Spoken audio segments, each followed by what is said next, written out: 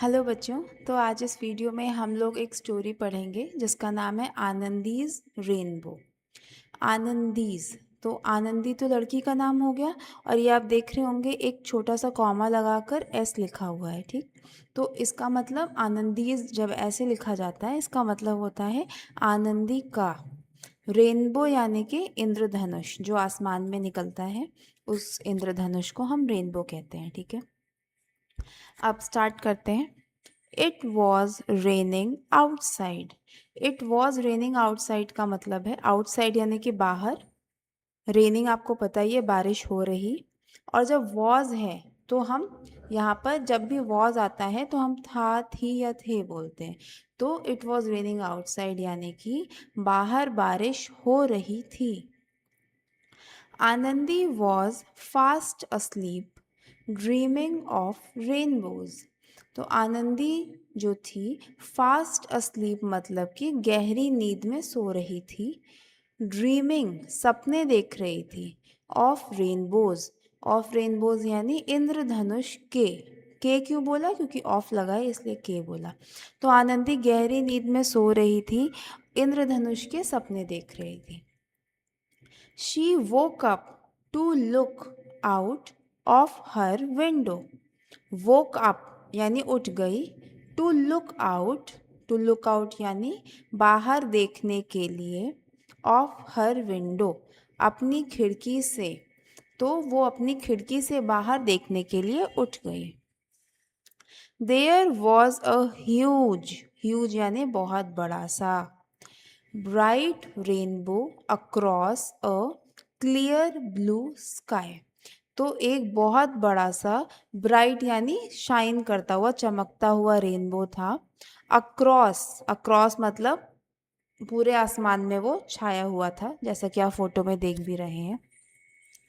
तो across a clear blue sky, clear यानी कि बिल्कुल साफ, ब्लू यानी नीला, स्काई यानी आसमान। तो बिल्कुल साफ नीले आसमान में एक इंद्रधनुष, बिल्कुल चमकता हुआ इंद्रधनुष छाया हुआ था आसमान पे। और वो बहुत बड़ा था, ह्यूज था, HUGE, ह्यूज यानी बड़ा। वर्ड मीनिंग की कॉपी साथ में खोल के रखा करिए और वर्ड्स नोट डाउन करते रहा करिए। और जो भी डिफ़िकल्ट वर्ड्स हैं उनको प्लीज़ नोट डाउन करिए और उसका मीनिंग लिखते चलिए। आगे देखते हैं। आनंदी रैन आउट यानी बाहर दौड़ी। To the garden with Milly her favourite cat. तो वो बाहर अपने गार्डन यानी बगीचे में दौड़कर आ गई मिली के साथ। विथ मिली यानी मिली के साथ। मिली कौन है, कॉमा लगाकर बताया है। हर फेवरेट कैट, हर यानी उसकी, फेवरेट यानी सबसे ज़्यादा पसंदीदा, कैट बिल्ली, ठीक है। तो उसके साथ वो दौड़ के बाहर आ गई। आगे, Anandi loved to draw and paint. तो आनंदी को ड्राइंग करना और पेंट करना बहुत ज़्यादा पसंद था। लव करती थी वो, उसको प्यार करती थी ड्राइंग को और पेंटिंग को। टुडे आज, she wanted to paint the flowers of her garden. पहले मैं पूरा फुल स्टॉप तक पढ़ लूँ फिर आपको मीनिंग बताऊँगी, ठीक है। Today she wanted to paint the flowers of her garden with the colours of the rainbow, ठीक है। टुडे आज, शी वॉन्टेड वो चाहती थी, टू पेंट द फ्लावर्स फूलों को रंगना, ऑफ हर गार्डन अपने बागीचे के फूलों को रंगना चाहती थी, with the colours of the rainbow इंद्रधनुष के रंगों के साथ। अब ये सुनने में आपको अगर कंफ्यूजन हो रहा है कि ये मतलब क्या बात कर रहे हैं, तो एक्चुअली ये बच्चों की स्टोरी है। और बच्चों की स्टोरी में हम कई बार बहुत सारी ऐसी काल्पनिक बातें करते हैं, मतलब इमेजिनेशन वाली बातें करते हैं जो सच में होना मुश्किल है, बट बच्चों की दुनिया में जैसे वो इमेजिन करते हैं ना, ये उस पे आधारित है। तो यहाँ पर ये कहना ये चाह रहे हैं कि जो आसमान में इतना बड़ा सा सुंदर सा इंद्रधनुष है, वो उसके रंग वो अपने पेंट ब्रश में लेगी और जो उसके बगीचे में फूल खिले हैं उनको वो खुद रंगेगी। रियल लाइफ में ऐसा नहीं होता, पर ये बच्चों की बुक है तो इसको उस तरीके से आप एक जादुई दुनिया की तरीके से समझ सकते हैं, ठीक है।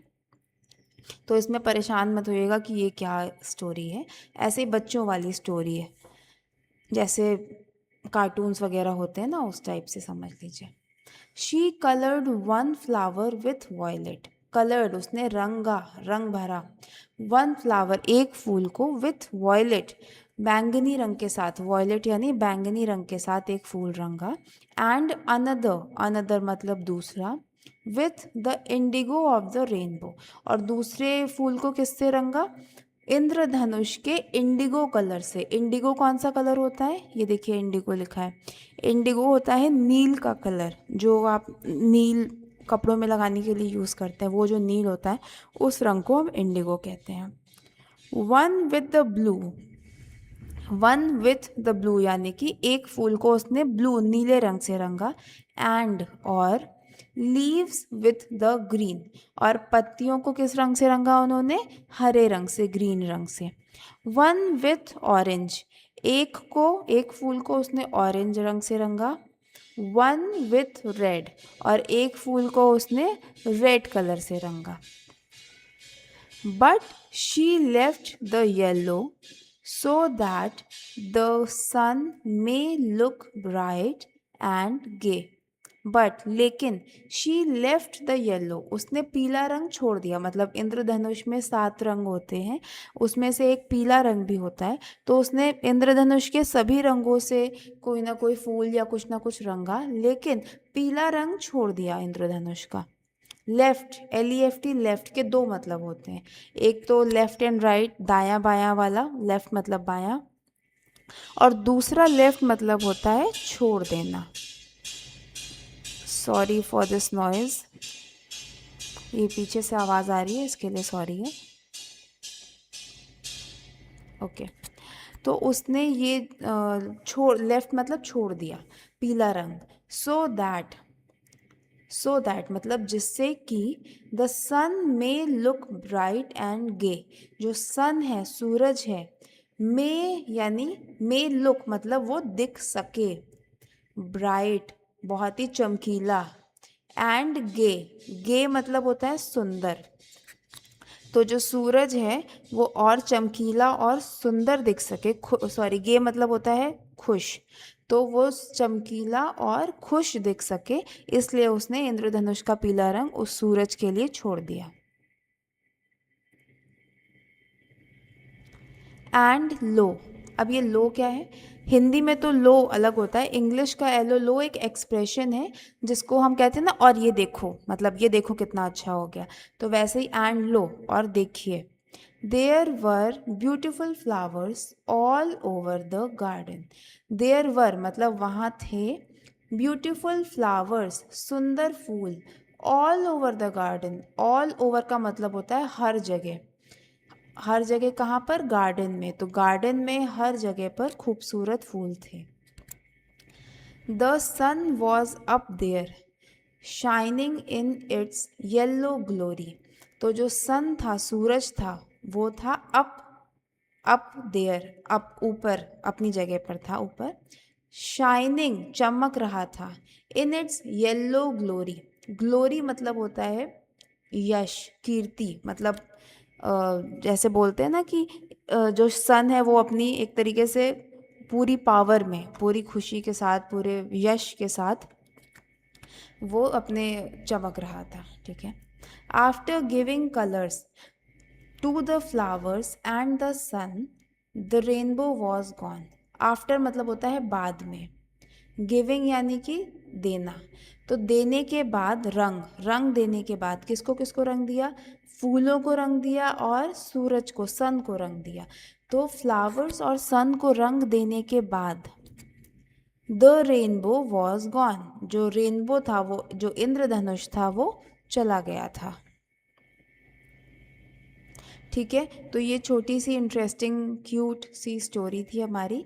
इसमें बहुत सारे आपको नए नए शब्द पता चले होंगे, साथ ही में वाक्य कैसे बनता है, सेंटेंस कैसे बनाया जाता है इंग्लिश में, ये भी आप सीख रहे हैं जैसे जैसे आप सेंटेंसेस पढ़ रहे हैं। पहले सिंपल सेंटेंसेस होते थे, अब थोड़े बड़े हो रहे हैं। कन्फ्यूजन हो रहा होगा तो परेशान मत होइएगा। जो चीज़ें समझ में आ रही हैं उनको समझ में रखें, जो नहीं समझ में आ रही हैं वो मुझे कमेंट सेक्शन में बताएं कि ये मुझे नहीं समझ में आया है, इसको फिर से बताइए।